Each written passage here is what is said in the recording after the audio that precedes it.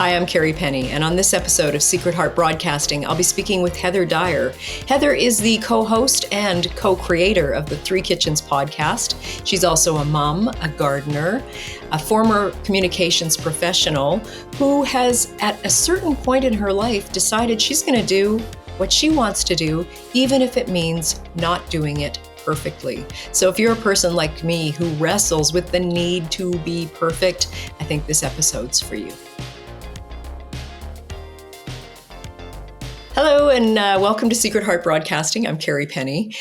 Today we'll talk about many things, including how do we learn to become a parent. Certainly we watch our own parents and how they are in the world, what they do. We learn by observing them.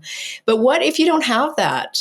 Heather, like many people, like me, like so many people I know, is learning how to be in the world as kind of an adult orphan, which is a weird thing. It makes us elders.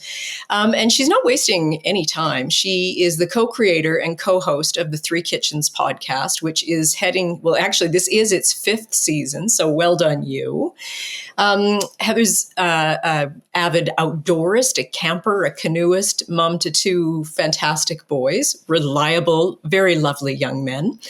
And she's also someone who leads by example. So for instance, from Heather, I've learned about xeriscaping my garden and what's possible to create a low-maintenance, beautiful garden in the city we live in, and how to make Easter cream cupcakes. So she's a woman of many talents. Heather, welcome to the podcast. Well, that's quite the introduction. Thank you, Kerrie. You're so welcome. Oh, I'm happy to be here. I'm glad we could finally do this. Mm-hmm. I was a guest on Heather's podcast, the Three Kitchens podcast, earlier this year, and we talked about how to make soup. And I talked a bit about, missing my mom and how I connected with her through food. And I hadn't planned on starting like this, but I bring these talismans with me sometimes when I'm recording. So I have 3 cookbooks of my mom's that she gave me: the St. George's cookbook, Our Favorites, where she's written my name on the top many years ago. Yes. The seminal Ukrainian Daughters cookbook, and Prairie cookbooks. I love these things. The Alvina Homecoming cookbook. Yeah. So anyway, I've got these items of my mom with me, but I guess, I don't know, let's just dive in with moms. Like that's one way I'm remembering my mom, but I also had her for most of my life and was able to observe her. And one thing that's fascinated me about you, Heather, is that you're such you're fine. You're running this family, you're running this podcast, you're running your career. And yet, your mom died when you were quite young. So I'm wondering, where did you learn to, how did you learn that? Or maybe not quite young. Tell me more about your growing up would be my question. Okay. Well, I wasn't a child. I was actually 36 when my mom passed away. But I was not yet a mom. So I think that it makes a difference because before you have a child, you're not really asking your mom parenting questions, or you're not really thinking about those sorts of things until they're gone. And then you have a child and you're like, I wish I could ask mom about this, right? So I think that's a difference. I wish I had children much sooner and I could have had that experience with my mom. But as many people know, you can't time these things. And so it didn't work out that way. But I did have her until I was 36. So I certainly had many years with my mom. I'm 50 now. So it's been almost 15 years without her. And it almost feels like half my life, even though it's 15 years. But time is timey-wimey, as they say. And I hear that all the time. And it's so meaningful to me because I do feel like, some things are like yesterday and other things are almost like they never happened. They're so far away. Mm-hmm. And even, thinking of the future, it's a weird, hazy thing to even imagine, right? Like the way time moves and slows and then seems to stop sometimes. So, okay, let's start there. I actually thought your mom had passed when you were a bit younger, but what kind of things did you learn from your mom? And I know you said it's different when you don't have kids because you can't be like, oh, mom, what happens with this? Or what happens with baby food? Or what happens with, how do I? But what kind of things did she instill in you? Well, she was a very creative person.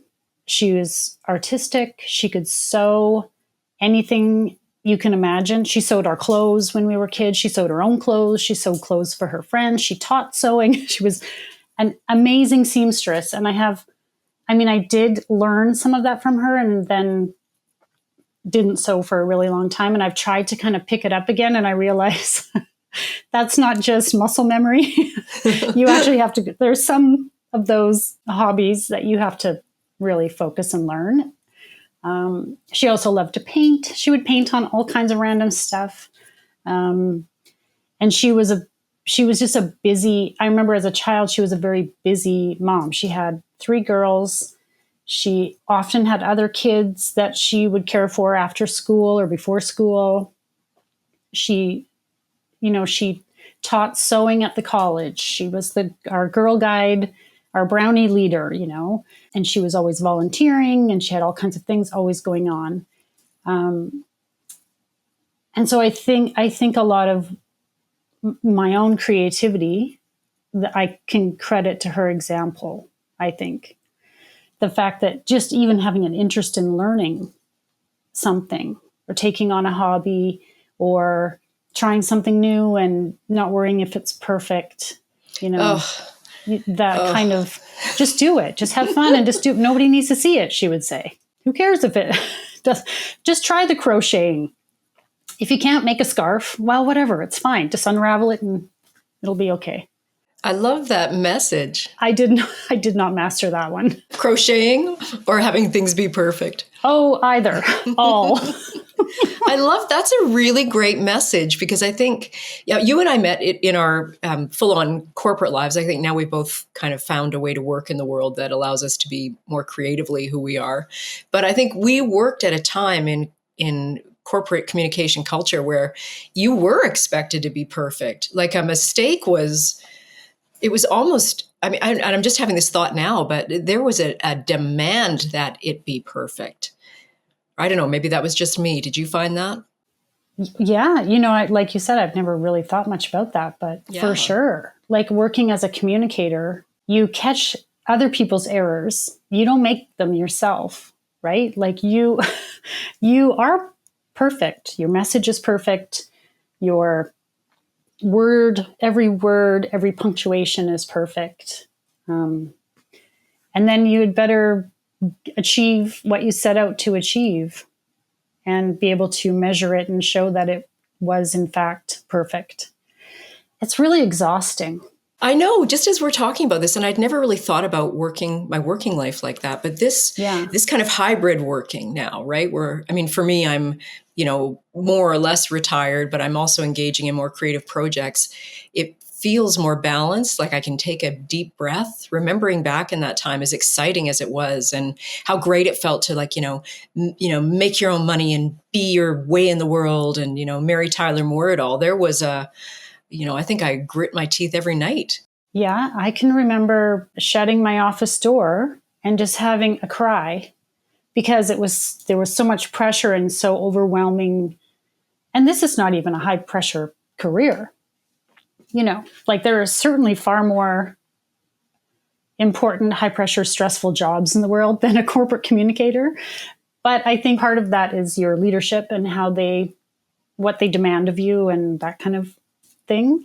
But yeah, I can remember just if you got to release some of that, you spend all day up here and you have to then come down and not carry it with you, I guess. It got to be very exhausting. And so after I had my second child, then I just didn't go back. So let's talk about that, because I think that is a real, it's a choice many women, have to make, right? And what you give up of yourself to become more of this other transition, this mother transition. Can you talk about making that decision and the transition for you? Because it comes at a price. Mm-hmm. Yeah. I actually felt really good about a part-time career and being at home part of the time. When I first went back, I had a job share situation where I was in the office 3 days a week. And I loved that. I thought it was perfect. And I did that until I had my second child. And then they said, no, we don't want to do that again. And you cannot work less than 5 days a week in the office. That was at a time when there wasn't remote hybrid situations. That just wasn't, even though it was possible, it was like technologically possible, it wasn't something anybody was doing. So that wasn't an option. And then I just thought, with my husband, we discussed it and we're like, no, I just, because you're not only managing your career, you're still managing all the things at home. I mean, this is not new. Women have been doing this since the dawn of time. But for me, it felt like so much to do. And then when are you actually enjoying like your baby, and like when are you enjoying yourself? And I was lucky that financially we were able to make that decision where I just stayed home, because not everyone's able to do that. So it felt like, if I can, then why wouldn't I? And I wasn't so married to the job. I had found in my career that where I was at that time, if you weren't a climber, if you didn't aspire to be a manager and go up the ladder, you were sort of given the not so great assignments and kind of shuffled to the side over time. This happened to me. I saw it happen to other women I worked with. And, the value was placed on the women who put their career first. And it was much easier, of course, for men to do that in the workplace.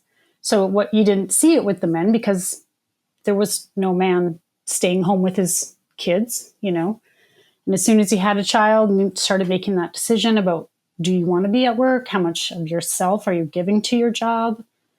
Then you see, oh, how come I'm not working on that report this year? Or, I'm not getting the plum client groups or, So that made the decision easier, because I wasn't really all that happy with where I was in the corporate world. It sounds like you have a guiding sense of what makes you happy. Like you knew that at a young age, or you were following, what I think in internal family systems they call true self. You kind of had a sense of your true self, and that was informing your decision, as opposed to wildly ping-ponging, wondering who you are in the world and your place in the world. I don't have that, so I'm very curious about that. Yeah.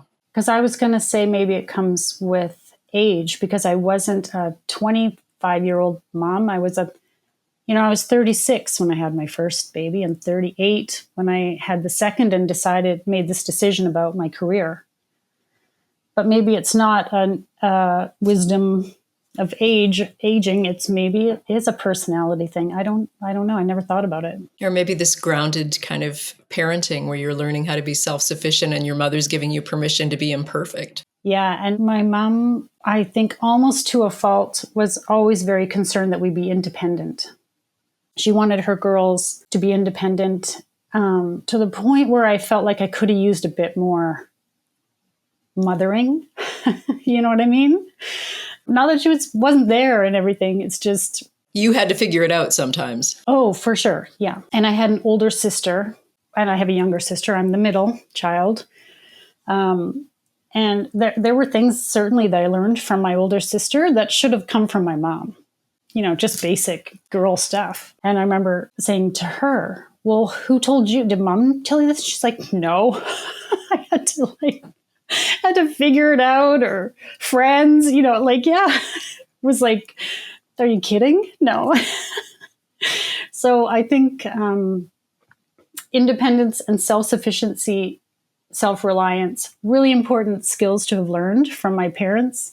But also, I think that there needs to be a balance there. And I try to think of that with my own kids. It's like, I want them to be independent people, but I also want to be the support that I feel a mother should be. And I don't know how that works, but you just sort of trial and error. Play it by ear, see how they do. Yeah, and you're the mother of two boys. I always find it interesting, the women I know who are the mother of boys. Because boys, I'm so grateful to be the mother of a daughter because boys frightened me. They like ran too fast and were too loud and, would demand kind of, they're very physical little creatures. And I know I'm being binary, but forgive me for all that. But I think as a mother of boys, it's no wonder you're like outdoorsy and canoey and, they demand a lot of you, I think. Am I wrong? No, I was a little nervous too at first because I didn't know boys. I didn't have any brothers. I had two sisters. It was like the four of us girls, including my mom, in the house. And then my poor dad, who would like put up a newspaper and like hide, like hide in his recliner away, or he'd go out and do chores or whatever and get out of the house. Because I think we just drove him nuts, like, especially as teenagers. And then my mom just didn't have the patience for any of it. So she would just like, stop fighting, like she wasn't the mediator. She would just tell us to like take it outside or whatever. And, girls are very emotional and there's a lot of drama. I remember my mom saying, well, I hope one day you have a daughter just like you. And it wasn't a good thing. That's what my mother said to me. I hope one day you have a daughter. Did you say that to your daughter? Not yet. No. I think you're past the point now where you would be saying that. Yeah. Well, she's 23, but we did go through, the teenage years are, wow, what a ride. Yeah. So your dad then, did he play an important role in terms of, helping you? Well, obviously you've got Todd, your husband too, but helping you in terms of raising boys, like Heather, try this, or send him over here and we'll go, run fast. No, my dad is he was the kind of person who wouldn't tell you how or what to do or how to do. He wasn't like the guy to give advice. So I think because he was never really in that role, I never went to him for advice. I didn't ask him about. He would just laugh. He liked to hear the stories of what the kids are doing, and he would just laugh about it. Like, well, good luck with that, kind of thing. And my husband didn't really have a father figure. His mom was a single mom. His dad lived across the country and for most of his childhood. And he's still just sort of every day trying to figure it out. Like, how do you parent when you didn't have that role? He didn't have that male role model. And I feel like I had really great parents, but a little bit arm's length, I guess, a little bit. Mm-hmm. When we were talking about having this discussion, I was remembering when my husband Todd and I were trying to conceive, wasn't working out. And we went to fertility specialist to be told that my eggs were poor quality and I shouldn't bother. It was this doctor with a really bad bedside manner. And I've since sort of randomly talked to two other women in my life who were like, oh yeah, I remember I had that same experience with that person. But anyway, that's wow. And she said, if you're going to spend money, don't spend it on fertility treatment, spend it on adoption. And so we did. By this point we'd done IVF, we'd done all this stuff, and we were finally like, okay. So we went down the route of planning to adopt in Alberta. And part of that process is a social worker comes and you sit down and you talk about all these sorts of things. How did your parents parent you? What sort of mom did you have? All these kind of questions. And you have to really think about this kind of stuff. And you're asked, what will be your parenting style or your parenting philosophy when you have a child? And in the beginning, I remember Todd and I having a discussion. We're like, but we haven't met the kid yet. How do we know how we're going to parent this person when we don't know the person? Like, that seems kind of strange. But okay, let's think about this. And I think if you don't make a conscious effort to think about what kind of parent you want to be, it's very easy to do what your parents did with you. And that might be the best thing. And that might be the thing you should be doing, or it might not. What worked with you might not work with your child, right? So it was the process of deciding what of my upbringing do I want to carry forward, and what do I want to do that's my way of doing things. And then, of course, when you have that little person, you have to adapt to what is going to work for them. And don't be fooled when the first one, something works with the first one, guaranteed it's not going to work with the second one. Then you have to figure it all out. It's all fun, isn't it? Yeah, and I have a control group of one. So I've, either enhanced her life or messed her up, and, she's all I know, and you do your best. I'm wondering, so you've got, two kids, you're creative. We've established that you're, kind of have this quiet fierceness I really admire about you. But how are you balancing all that? And I know this is a conversation that's been happening for years with women about how do you, and I'm not suggesting have it all, because I don't believe that's possible in any kind of way at once, but how do you show up in the world as fully who you are, recognizing that you have, you're a creative person, you're a mother, you're a wife, you're a, community member. Is there a formula? Or are you just winging it? I think it's winging it, honestly. And I think I don't know if you heard this sort of trend in like social spheres of the I don't care club, women of a certain age hitting this point where I don't care. I don't care what you think of me. I'm just going to be who I authentically am. And because you do go through a long point, I think, in your life where you care a lot about what other people think. Am I doing what I'm supposed to be doing? Am I dressing the way I'm supposed to be dressing? Am I putting forward, am I appealing to this group? Or I don't know. You worry a lot about what other people think of you. And then it's a real thing. You hit a point in your life where you're like, why did I worry about that for so long? Why? Who cares? Like, I'm going to be who I am. And I know that is going to attract the people that are my people. And yeah, and I'm going to put out probably my best work, and I'm going to enjoy what I'm doing, and I'm just going to have a much happier, productive life because I am me in it, as opposed to trying to be someone else or trying to meet someone else's expectations or. Yeah, I do. Yeah, I think I spent a lot of my life being a pleaser. And I mean, I could maybe attribute that to my family of origin stuff. But I love what you said. Once you start like vibing on who you really are, the people who don't fit drop away. And sometimes there can be, feelings with that. And more people are attracted. It's just a more complimentary vibe. I'm sure it's I'm speaking in kind of woo-woo language now, but I think there probably is some electrical or electromagnetic signal or something that allows that to happen. We just don't know about it yet. Anyway, I like that. Yeah, I like that thank you idea. very much. Yeah, because it's true. I still kind of think of it as a soul thing. Like, Kerrie, maybe you and I knew each other in another space and time, or our souls somehow can cross paths or connected or something. That kind of stuff, woo-woo for sure.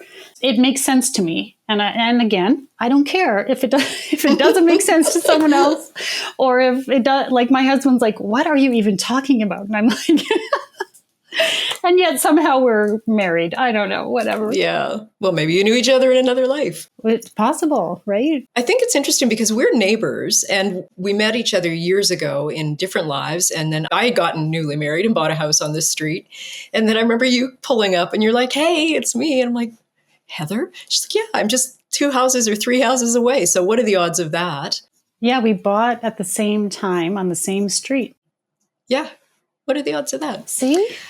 In this kind of vibrating, broadcasting who you are, I guess, and maybe that's like Secret Heart Broadcasting. Maybe that's what this is for me. But you started Three Kitchens podcast. Can you talk a little bit about that? And also, you started it when you had 2 young children. You were saying, you didn't have your mom to say, hey, help me, how does this go? And so you were in it. And then you thought, oh, I think I'd like to start a podcast that will become very successful. Well, maybe we're still waiting for the success. Depends how you define it. But Season 5. We're about to start season 6, actually. We wrapped up season 5 in the spring. So the Three Kitchens podcast started during the pandemic when everybody was sort of staying home. And some of my friends and I, we were used to hang out on the schoolyard because we met because our kids were in school together. And so we would hang out, the kids would play in playground and we would all chit chat. We were the moms at school. And we started hanging out outside of that. And so anyway, during kind of lockdown, we would FaceTime at around the time when we were all in our kitchens prepping for dinner. And, we would talk about, what are you making? What's for dinner over there? And, oh, I've never made that before. How do you make it? And we would have these discussions about dinner and, of course, life in general and the kids and homeschooling because the kids were doing their online school. And,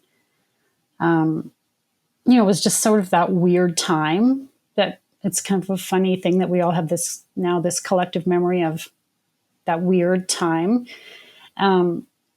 And this was how we connected because we were used to seeing each other all the time and missed talking. And so we would just chat over FaceTime.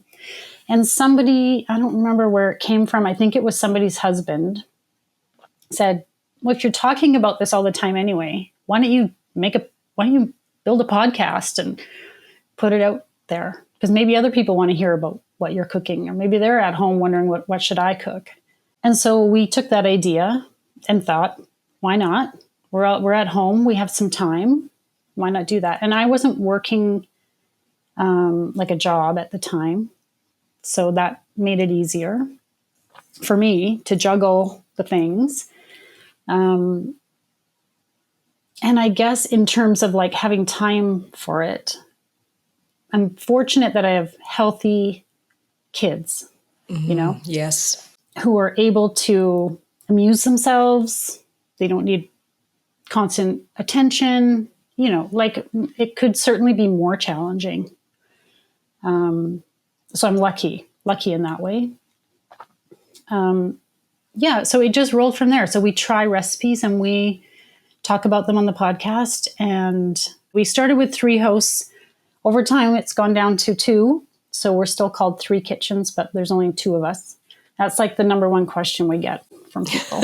Why is it called Three Kitchens? Where's the third kitchen? Well, but it's the viewer, really, right? That's what I think. Yeah, I know some people have said that, and we were like, oh, that makes sense. So it's either the listener/viewer, or it's we have guests. Like when you came and you were sort of our co-host for an episode, and we have guest experts too who come on and teach us about aspects of food production or cooking or what have you, all kinds of different things. It's what we call a hardcore hobby because it, as you know, is a lot of work. And the learning curve was like, not a curve, just a climb. It was like a rocket trajectory. Yes. And even still, like, I feel like we're constantly having to learn something new or adapt or change. And and we have all these ideas too about things we want to do. And so we have to figure out, well, if I want to do a series like this and it's different from what we typically do, what does that look like? How do we set it up? Will anybody want to listen to that? There's that question, right? Will anyone want to listen to that? Like at some point, I mean, I know for me with Secret Heart, I just thought, well, I'm curious about these women and what they know. So I had to, maybe that comes back to your point about just not caring. But it's like, well, I'm curious. And if one person is interested, maybe that's success. I had this idea of metrics and, growing and like the pressure of that, I had to let it go because it was just, I wouldn't have even begun if I had to carry all that expectation. It's just like, I'm going to start a little thing, put it out there and we'll see. Yes, exactly. And maybe it goes back to my mom's lesson of you don't need to be perfect. Your painting doesn't need to be perfect. Just try. And this is how we approach the podcast. We know it's not perfect. We know, we're never going to be top of the charts or whatever. Like we're just an independent show, but people are listening. People all over the world, in fact, are listening. And so it's like, wow, somebody actually is interested in what two regular old home cooks, speaking for myself, I'm not any amazing cook or baker. I'm just not, and that's fine. The whole point of it is to show that you, as the listener or viewer, can listen to me talk about my experience trying something. Just trying something, and if it fails, I'm going to be honest and tell you that it failed, and in the end, I didn't really like it, or my kids wouldn't eat it, or whatever. But that's not the point of it. The point of it is to try. The point is to have fun and experiment and learn, and maybe you do find out you're really awesome at it, you know?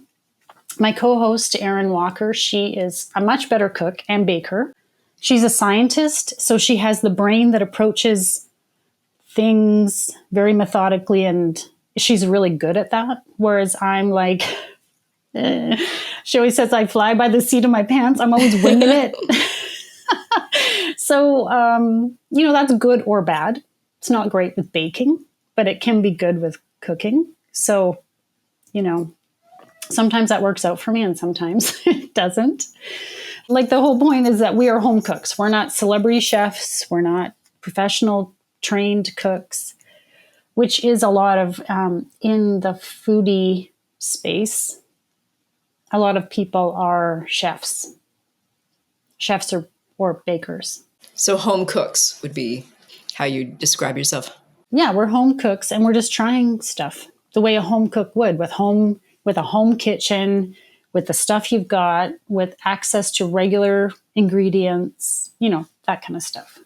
And has it made your kids more adventurous eaters? Are they adventurous eaters? Will they try whatever you make and give you honest feedback? Yes, and yes. They are very adventurous eaters, actually.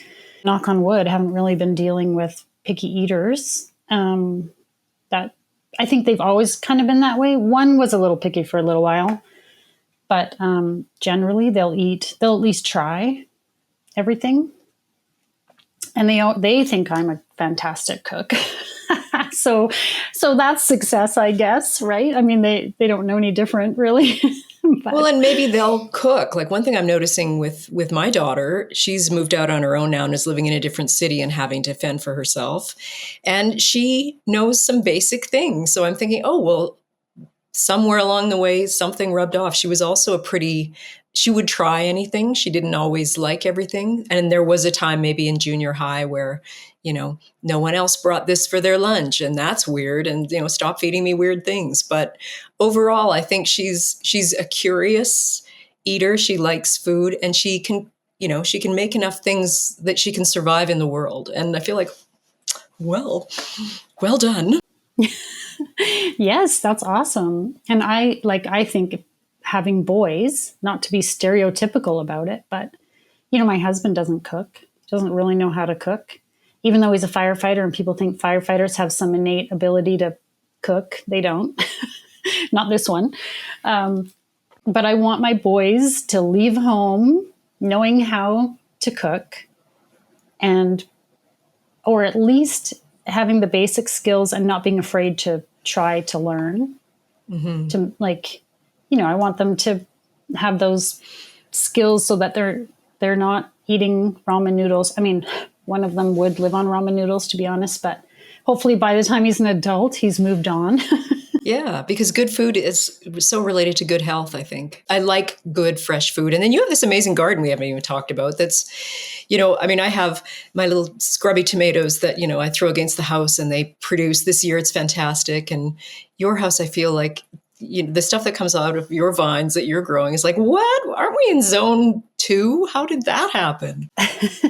Zone 3/4. I think climate change is moving us up to zone 4. Yeah, we tore out our front, the sod on half of our front yard and put in what we call the food forest, even though it's not all edible. But we grow things that are native here, like haskap and Saskatoon berries and gooseberries. And I've got a whole lot of strawberry plants that came from your garden, actually. Yeah, the squirrels loved my strawberries. Well, yes, we don't eat them. We never catch them, but somebody does. So I'm feeding the neighborhood critters with the strawberries. And then maybe that allows them to leave the rest of the things alone.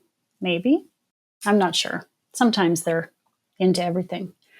But, gardening in general is sort of like, it's not for the faint of heart, especially in our climate. Oh, We have a short season. All kinds of things can go wrong. You get a hailstorm and it's all wiped out and goodbye harvest. But it's fun to try. And like you said, this year we're getting great tomatoes. It's been a good year for zucchini.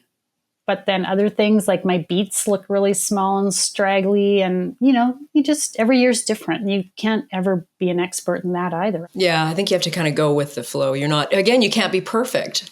There's so many factors out of your control. You can just show up and try.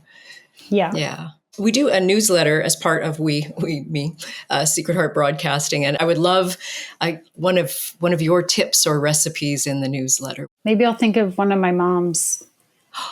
One of the, when you were showing your cookbooks, I have a few of those as well. The old community band cookbook or whatever. Like I've collected some of those that were hers. And one of her favorites that she gave to each of us, and now I have her copy as well as the one she gifted me, is called Food That Really Schmecks. And it is, if you don't know what schmecks means, it means it's good. I think that's probably self-explanatory, but it's Mennonite country cooking. And for some reason, my dad's family's the Mennonite side, not my mom's, but my mom really loved all those recipes. And there's some interesting things in the book, some good old-fashioned recipes. So maybe I'll pull one of those out for you. Would love that. Do your kids so they wouldn't have known your mom, but they must have a sense of her. And I'm just wondering about this grandparent realm. They would have known your dad, so they have more than a sense of him. Last episode, we spoke with Janine Violini of Crows in a Row, and she talked about representing the ancestors and bringing stories forward and how important that is as we age and become wise people. And I don't know exactly what my question is, Heather, but I guess it's in some way creating the ancestor memory for your kids so that they can say, oh, my grandmother would have, or my grandpa was this. Yeah. I struggle with that a little bit because the age that my kids are, and I don't know if it's just them, their personalities or what, but they don't seem all that curious about it. They don't ask me questions about their granny who they didn't know. I think just it's always been their little world. Kids are very much their own. Yes, of course. They're not thinking of the broader questions or the broader world or whatever. And I try, I tell stories or I'll talk about her and they're sort of like, oh, okay. Or they'll be like, oh, that's really sad that your mom died. They don't think of it as someone who's connected to them so much. And they don't talk a lot about my dad either. I don't know how and I think grief shows up in strange ways with small kids too. They were 12 and 10 when he passed. And they didn't talk about it a whole lot. So I feel like,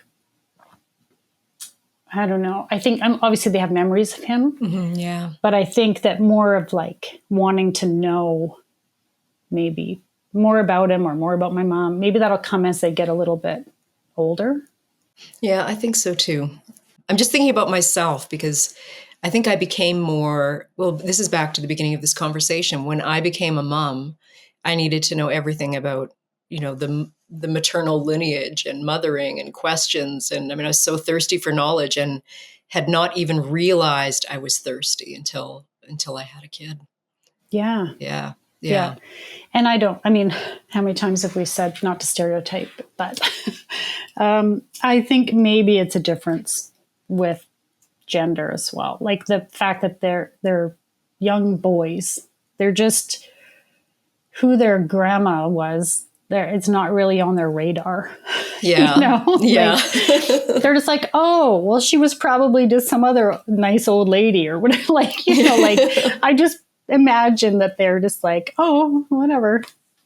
Like, anyway, I look forward to, at some point, telling them or answering those questions that they have and telling them more about her. And,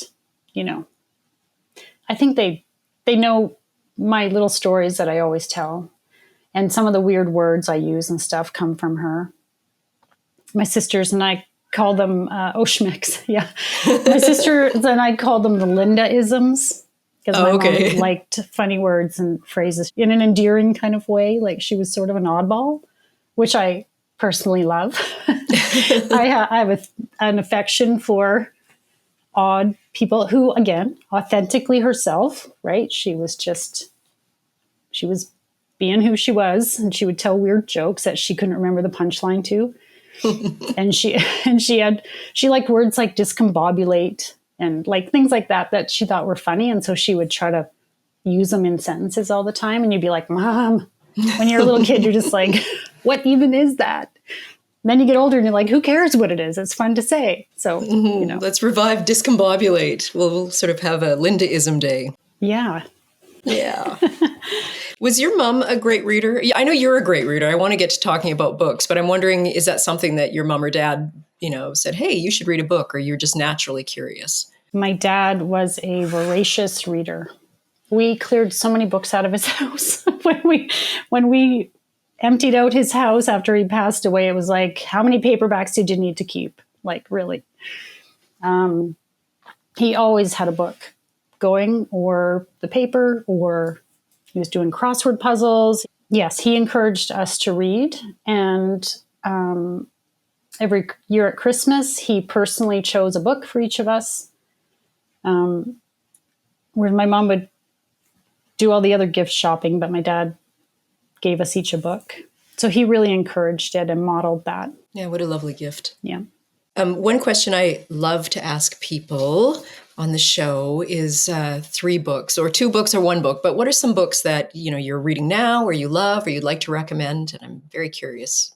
Okay, so when I was a kid, I loved Shel Silverstein. This Is Where the Sidewalk Ends. I also liked There's a Light in the Attic, I think it was called.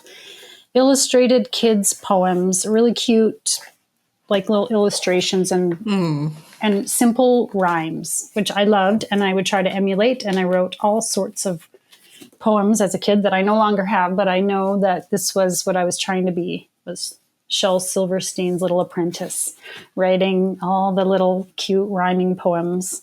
And then good old classic that just seems to be more and more relevant, 1984 by George Orwell. Ah. I first read it in my teens and I loved it, even though it freaked me out. I thought it was so far-fetched and so bizarre. Mm-hmm. And now it's not. But it's one of the few books that I've read more than once. I don't typically tend to reread books, but that one I have. Always a good one. And then in the spirit of Three Kitchens podcast, since we've been discussing it, I thought I'd choose a cookbook. And this one is called Eat Alberta First by Karen Anderson. It's relatively new, and it's focused on native Albertan foods and food traditions.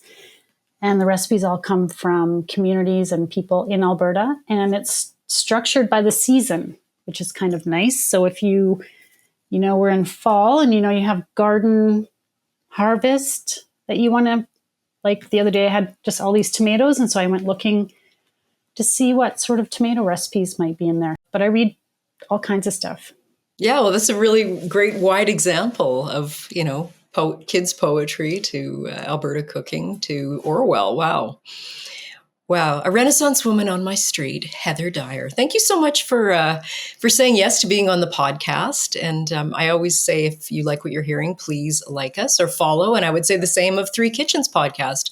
Check out Three Kitchens podcast. And if you like it, follow. And you'll learn lots of great recipes. And not to be afraid in the kitchen. I think that's what I love about what you guys do, is the idea of it's okay to be imperfect. I'm so glad you brought that up in the interview, because I think that is essentially it. Be curious and don't worry about being perfect. Mm-hmm. Or else you'd never do anything. Or I wouldn't. I wouldn't either. We wouldn't be here. Yeah. Yeah. Yeah. Thanks so much, Heather. It was delightful talking to you today. Thanks for having me on. You're so welcome. Thanks for listening. If you like the show, please tell your friends.